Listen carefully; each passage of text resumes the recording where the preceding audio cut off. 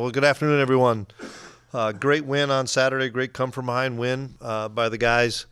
We showed a lot of resolve, a lot of toughness, especially in the second half when we were down 11, and continued to not flinch on the sideline and just believed that we were going to find a way to get the thing in the fourth quarter and have a chance to win. And had a big drive and got the touchdown and got the two-point conversion with Will to cut it to 3. And I thought our defense did a really nice job in the fourth quarter. I think we had a couple of picks and in the third, one in the third, one in the fourth, and finished with a couple of punts. So we played well finally at the end on defense, and then had a nice drive after the muff punt to get the touchdown to go up, and that was obviously a big sequence. But happy for our seniors, happy for all the kids from Kansas to get that win. And now we've turned our attention to a really good Iowa State team.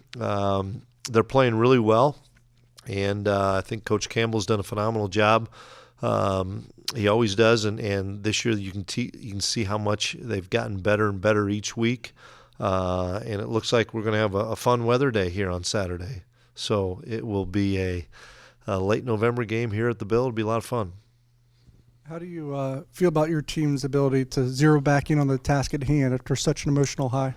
That's kind of been the story of our whole season. Whether it's following up a big win to a tough loss to whatever it may be, like we talked in the locker room after the game.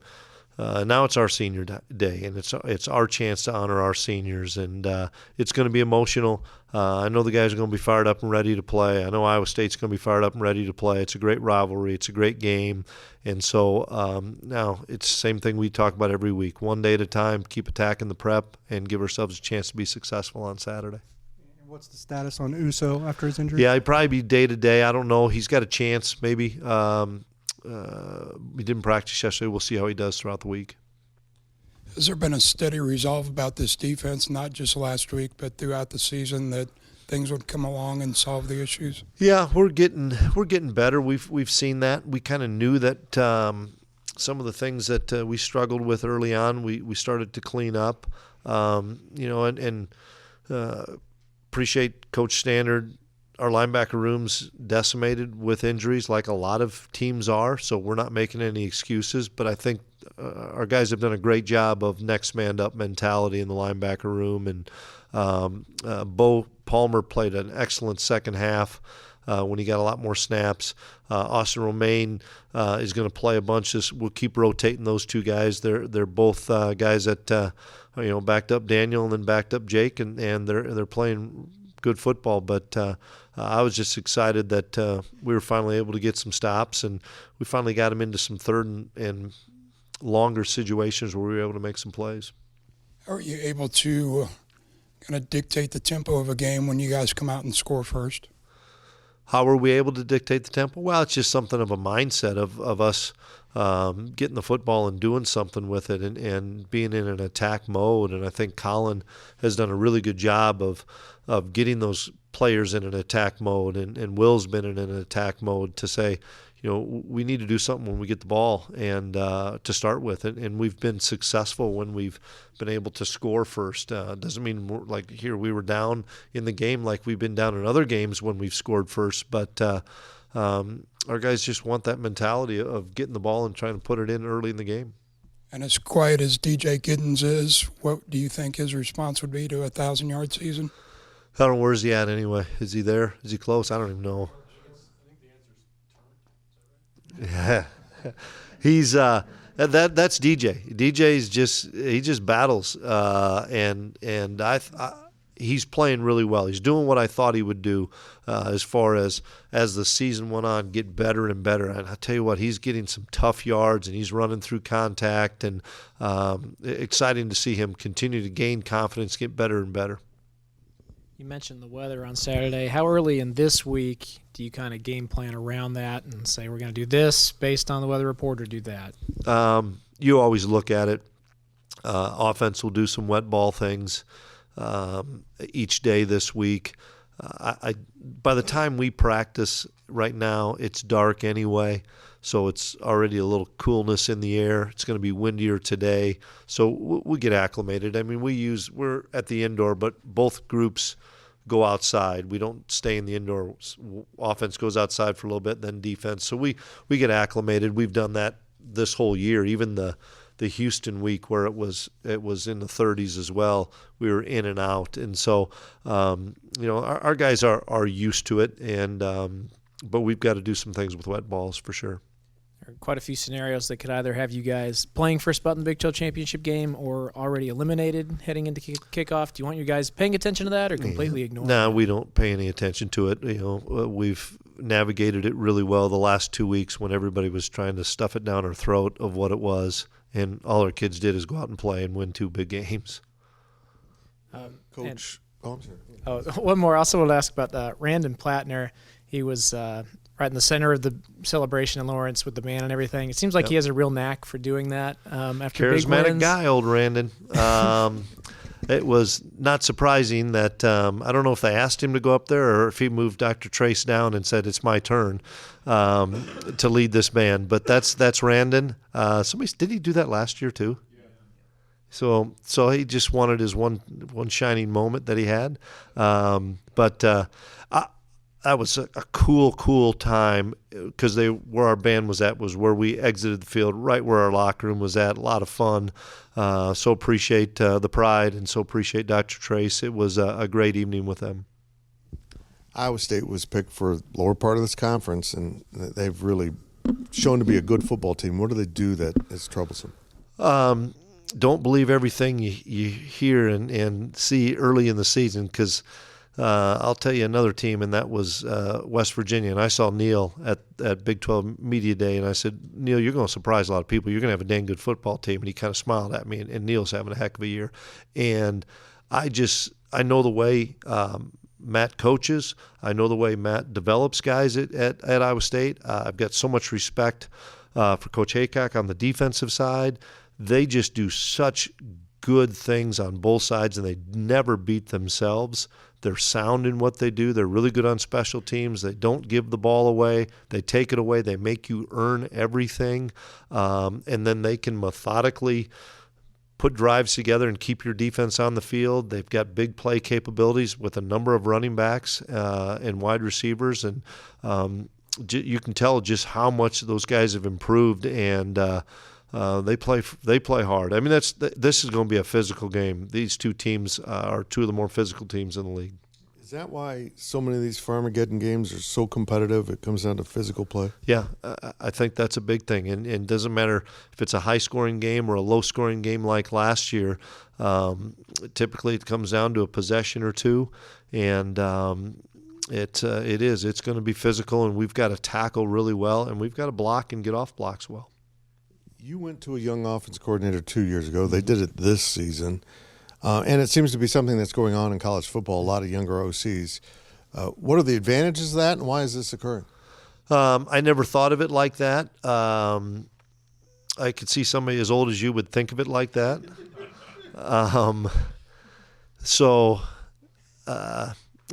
Probably relatability as much as anything. And, he had him on his staff. I had CK on the staff, so I just saw the interaction with athletes on a daily basis. It's all about relationship building and then being a great leader. You're going to see another freshman quarterback. That's first question. Do you ever had a season where you played this many freshman quarterbacks? And how good is Beck? Yeah, he's playing really well. He probably struggled a little bit early on, like a lot of freshmen do at every position. It just gets magnified at quarterback. But as you watch him from game 1, 2, and 3, like we've in the breakdown to where he's at now, playing with a ton of confidence. Got really good arm talent. I think he does a really good job with play action things, hiding the football, in control, confident. I haven't paid attention to what year quarterbacks are. That we play, I haven't really, because there's just good football teams in our league. But I think he's a really talented guy. He's got a football pedigree in his background, and he's a competitor. And then have conversations already started with the guys that could come back? Not till next week. Could you just talk a little bit about about this senior class and what they've Well, it's meant? fun for me because I've been with a lot of them all 5 years that I've been here. Some of them came back for a 6-year, which I'm so thankful to spend another year with those guys. And they've been through so many of those guys, those offensive linemen especially, have been through so much with our staff. I don't even know how many guys are walking, and there's a lot of guys that are walking that have to make a decision once they're done if they're going to come back for another year. But there's a number of guys that we know are going to move on that, went through a good time in 2019 to a tough experience in the pandemic year to rebuilding this the way we wanted to in 21, 22, and now 23 to put 3 really good seasons back to back. And I told the guys on Monday, the guys that have been here with us all this time, that these guys have put K-State on the national map. And I think it's really cool for a legacy for that group. No matter how this thing ends, as far as if we finish this week in the regular season, if we get the opportunity to play for another week in the Big 12 championship, to playing in a bowl game, whatever it may be proud of the legacy because you left the place a lot better after your time here. I know you said you won't have the discussions till next week, but have some of them already indicated what they're doing? It's a good question. I don't get into it until the end of our season. And if we play in the Big 12 championship game, it'll be the following week. And I just have never, since this whole thing started a few years ago, I've never felt it appropriate to talk to a guy until our regular season is done with. Obviously before a bowl game, but whether that's the end of the season or after the championship game, I just don't think it's appropriate. Let them enjoy this process, and then we'll do it before we prep for a bowl game. This is a while back, but a lot of people were very upset to learn that in 2027, K-State and Iowa State will not be playing. Was K-State ever given an official, statement or told by the Big 12 why this is not happening? Yeah, I couldn't tell you, and I haven't looked that far ahead. I did see that it was on there, but I haven't really paid any attention to it. It's going to be hard, guys. If we want to keep certain rivalries, I'd love to play Iowa State. I'd love to play Kansas. Shoot, I'd love to play Texas Tech. I'd like to play Baylor and TCU, but you can't anymore. I mean, that's college football now, and so that's way above my pay scale and administration. Let the conference office, ADs figure that stuff out. We'll see how the chips fall come 2027. I don't know what's going to happen. Coach, you talk all the time about it's hard to win a college football game, and you've been successful doing that here at home all season. What's that say about the consistency and some of those intrinsic values that this team has that allows them to be so consistent at home? Yeah. I wish we could bottle it up and have it every game, and keep it when we're here. Our guys have really loved the fan base that's come out in droves every week here. They've had an excitement of playing here every Saturday. I really think and believe that us not practicing out there every day like we used to, because that was the only place we had other than the old indoor, that us being at the new indoor and the outdoor field get some excitement for our guys to come down here, do the walkthrough on Friday, and then play here on Saturday. I think that gives them another part of excitement of being back in the stadium just for games. And our older guys know that it's hard in that locker room when you lose on the road. We've had a couple of those times, and it's really hard. It's almost devastating when you're at home to do that with our great fan base and the people that come out. And so they've really attacked their preparation every week, but at home they're really excited about playing in front of these great fans. And to address the senior class maybe in a little different way, we know the state of college football right now, the transfer portal and everything like that. And in the spirit of Thanksgiving, how thankful are you that all these guys choose to come back to Kansas State? Yeah, really thankful, and I think you take it a couple ways. One, they want to be around each other. We've got a really close-knit group of guys. Everybody talks about locker rooms that are close on different teams. It is family down there in our locker room with our players. There are no cliques. Everybody from different position groups gets along really well. They have a lot of fun together. You see that on the road. And then I credit our assistant coaches. You look at Connor Riley, the relationships that he's built with those offensive linemen. They wanted to come back and play for Riles. They wanted to be together with Coach Riley, and it goes with all of our other coaches as well. But that's just one position that I look at because there's so many of those guys that are 6-year guys that tells you a lot about the staff we have, but it tells you more about the character and integrity of our players and how they know they got a really good thing in that locker room, and they want to enjoy it as long as they can. What's impressed you the most about what Damian and Javon have done behind Uso this season? Just consistency and steadiness, and whether or not they're playing 10 plays a game or 30 plays a game. They've given us really good snaps in there, and we've rotated guys. We've kept, they both have been nicked up a little bit. Damian's back full go now, but they've both been nicked up. It's allowed us to keep them fresher at practice, having all three of those guys in there some, and they know what we're doing. Damian's been here a long time. He knows our defense inside and out. Javon's been here a shorter period of time, but has really fit in and learned what we're doing and has been really impactful. So we're lucky we have depth there. I was going to ask you about Jace Brown and what he's doing.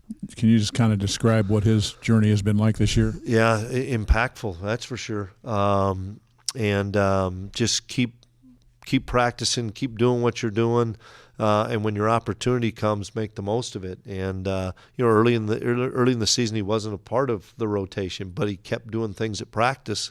And when I say doing things at practice, when we'd go K-State versus K-State, he's running by really good players, and we was like, God, this kid's got really special speed. We think he can do some things, and we start throwing him on some go balls and stuff, and then realizing he can be an every down wide receiver for us. And he's made some really big plays. Last week, the 3rd and 8, where he kind of ran a jerk route or a return route on a big play and caught it and ran away from the guys.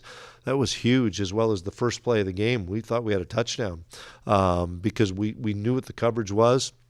And Will put a good ball to him, and we get a 40-yard gain or something on first down. Those are plays that we're so thankful to have him because he's got that extra gear, and he's had a really good freshman season. I was going to ask you also to maybe tell us a little bit about Bo Palmer's path, because not anybody really talked about him in the beginning, and here he is, a major contributor late. Well, and that's Bo's been a major contributor on special teams, but we had a number of linebackers with experience that were coming back, so he was going to be a special teams guy.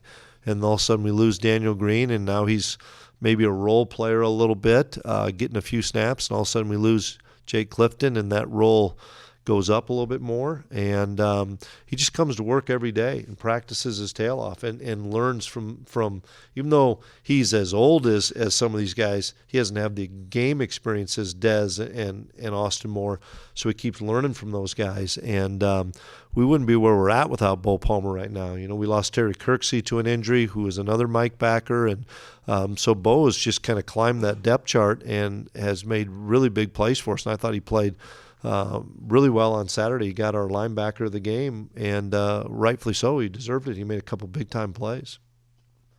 Chris, in your time here, when you think about preparing for Iowa State, is it just go back to the file folder from the year before because you start at the same place with them every year, or has it changed? You always go back to the folder, and then you see how did they attack us? How did we attack them? What were the things that hurt us? What were the things that we did okay?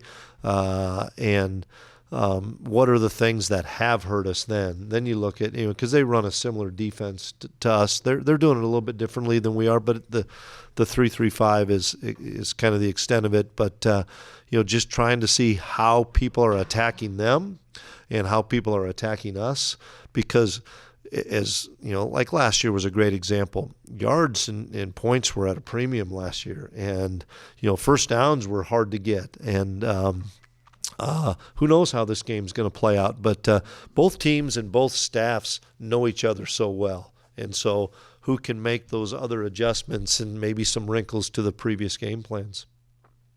Coach, you get 3 turnovers Saturday, another fumble that they recovered. Do you kind of have scoop and potential score parameters that you try to set? Yeah. Great example was the block PAT return for 2. You can't go down in that situation. You have to find a way to stay on your feet or fumble the ball and let another player pick it up and try to score. We should have and wish we would have tried to dive on the one fumble they had because it wasn't truly in the open field. You may have thought it was in the open field, but it was between the hashes, and we just got to pick that one up or dive on that. But 2-point conversions. We had an interception with Siegel the week before on a 2-point play. You try to stay alive as much as you can. But yeah, we work those situations usually in fall camp. You don't get a lot of chances to work those in the season. But it was a huge play. I mean, that was a difference in the game. Is Nate having an unbelievable individual effort in blocking a PAT and then blocking the kicker so that Keenan could get it, made a guy miss and scored.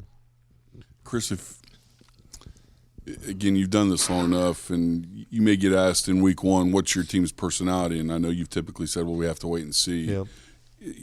Can you kind of define the evolution of this team and what it was against SEMO and what you are right now? Boy, we needed that signature win like we had last week. I thought that was important for this team because our wins have all become on blowouts, which is kind of crazy to think about when you've won as many games as we have, and they've all been blowouts in the wins, and the losses have all been on the last play or the last drive. So I thought it was really important for this team and their legacy to have one of those wins where didn't look good, found a way to come from behind and then held the lead. You hang on to the ball for the last 5 minutes and 33 seconds with the offense on the field when they know what you're going to do. That's pretty impactful. That's pretty cool as far as a legacy. And, the story's still being written for us. We still got more chapters, and this is a huge one. So we're still kind of figuring out what that final legacy is going to be, but that was a huge chapter last week.